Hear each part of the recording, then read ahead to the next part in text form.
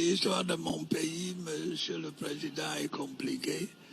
Nous avons été d'abord colonie allemande, ensuite, après la Première Guerre mondiale, l'Allemagne a perdu ses colonies et celles-ci ont été partagées entre la Grande-Bretagne et la France.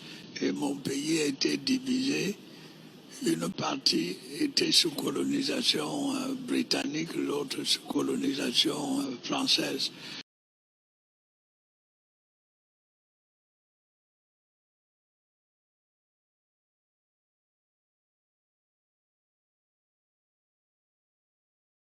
Pourquoi croyez-vous qu'on nous empêche de parler aux Camerounais aujourd'hui? Dites-moi, pourquoi croyez-vous qu'on nous empêche de parler aux Camerounais?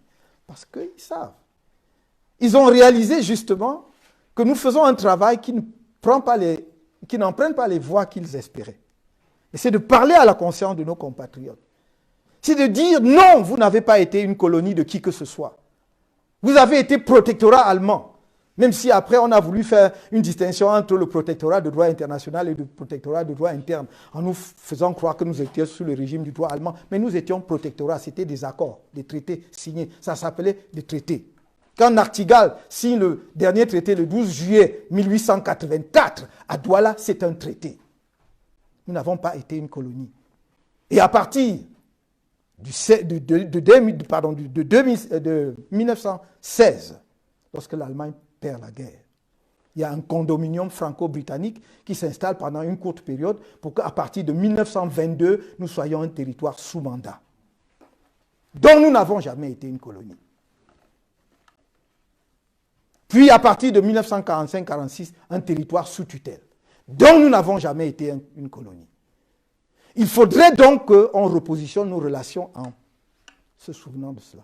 Et que les Camerounais eux-mêmes aient la conscience de ce que le nationalisme camerounais n'est pas un artifice. Il est profond dans l'histoire de notre pays. Quand Mangabel envoie des émissaires au sud, Ngossodine, rencontrer Martin-Paul Samba, pour dire j'ai une cause. Face aux Allemands qui arrachent nos terres, on doit faire cause commune pour se battre. C'est là que commence à naître la nation camerounaise. C'est ça que je voudrais que mes jeunes compatriotes, à qui on n'a pas enseigné cela, c'est ça que je voudrais qu'ils sachent. Et que c'est dans cette dynamique, toute cette trajectoire que s'est bâti notre pays. En passant par les nationalistes des années 1948 jusqu'au dernier exécuté le 15 janvier 1971, Ernest Wandia Bafoussam. C'est ça l'histoire du Cameroun. Il faut s'inscrire donc dans cette continuité. C'est ça que je voudrais que nous continuions à faire. Et que ceux qui viennent diviser artificiellement les Camerounais ne trouveront jamais au MRC, encore moins auprès de Camto, un quelconque soutien.